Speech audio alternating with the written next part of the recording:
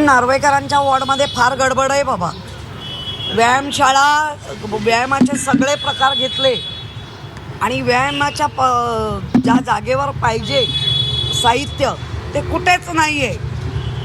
आणि अधिकारी सांगतात की आम्हाला नार्वेकरांचं अभय आहे.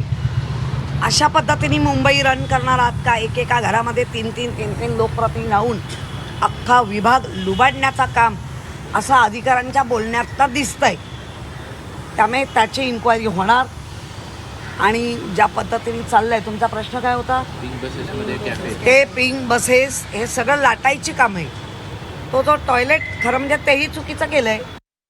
या प्रकरणामध्ये महापालिका निश्चितपणे कारवाई करेल की अशा पद्धतीने एका बाजूला टॉयलेट, दुसऱ्या बाजूला कॅन्टीन असे जर का प्रकार कोणी करत असतील तर ते मुंबईमध्ये खपवून घेले जाणार नाही. मुंबईकरांच्या आरोग्याशी कुणीही खेळत असेल तर त्याला निश्चितपणे शिक्षा करण्याचं काम प्रशासकीय पातळीवर केलं जाईल आणि महापालिकेत देखील हा प्रश्न उठवून त्या दोषींवर योग्य कारवाई करण्याच्या सूचना दिल्या जातील.